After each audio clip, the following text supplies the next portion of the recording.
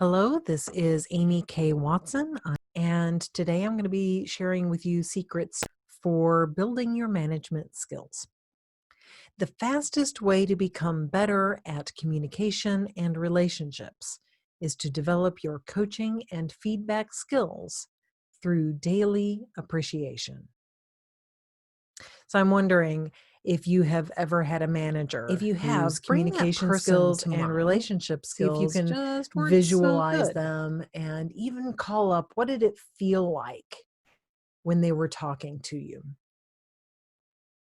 Did you ever wish their coaching skills were better? Did you ever wish that their feedback skills were better? There was a study in which nearly 4,000 executives assessed their own coaching skills, did a self-assessment, and then their assessments were compared with those of people who worked with them.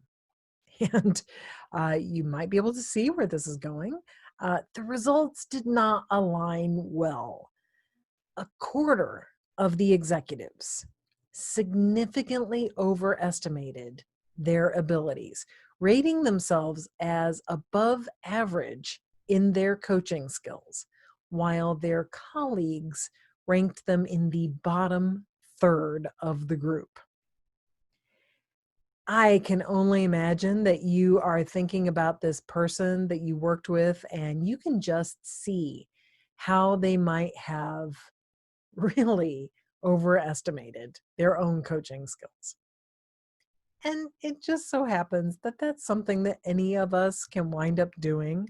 I'm sure that I overestimate my coaching skills, although I really hope that's not the case, but it's entirely possible. Managers who don't coach or who don't coach well typically have really good reasons for it. Oftentimes, they don't know how, or they may not even know what a coaching conversation is.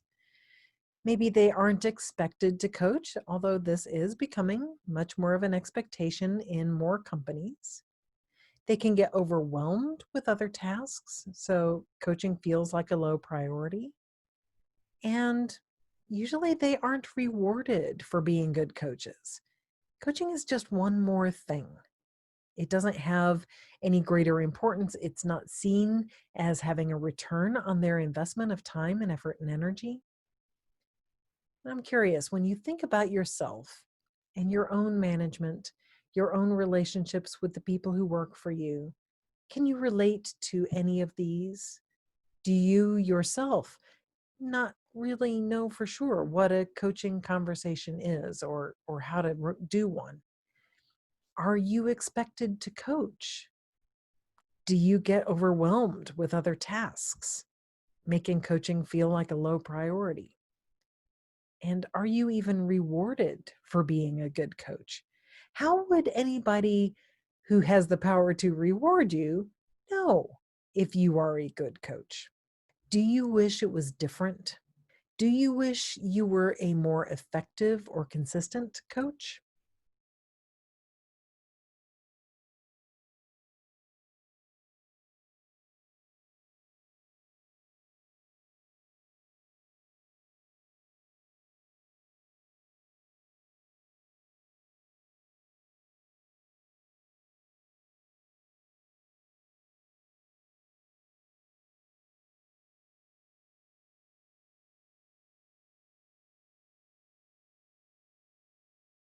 People were telling her that she was too harsh, but also that she was very nice, that she was doing too much, but also that she was doing too little.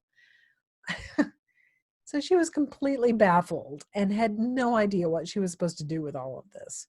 So we started our work with a 360 assessment that helped her to get some clear feedback.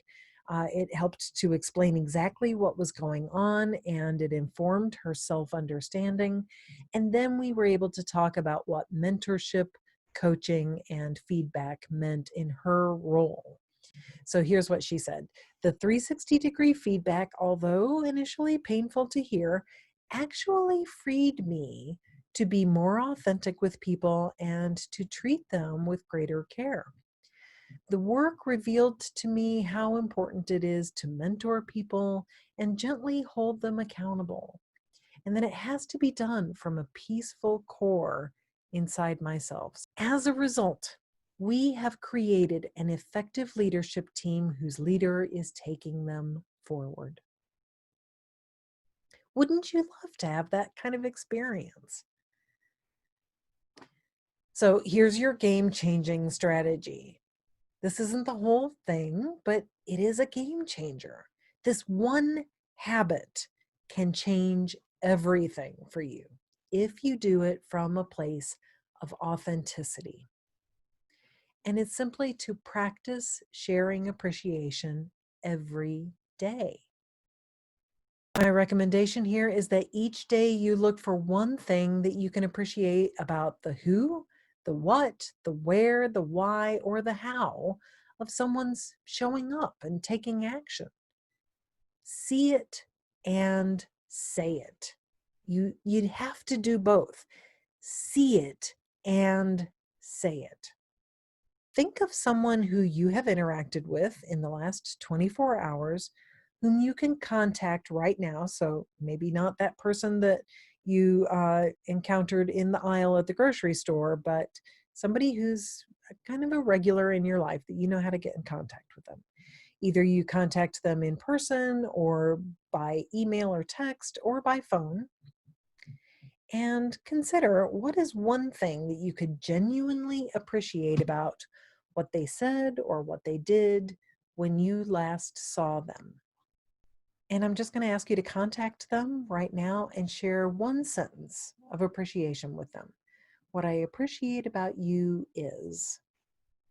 And I offer that little bit of a script because it sets you up for success. It sets you up to offer feedback that is specific. And it's specific feedback that actually benefits us the most.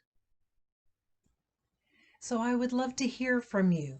Uh, the way you can do that is go to careerleadershipalignment.com, sign up for the free tools and tips, the newsletter, and just write to me. Any one of those newsletters that you get from me, you can just hit reply and write to me.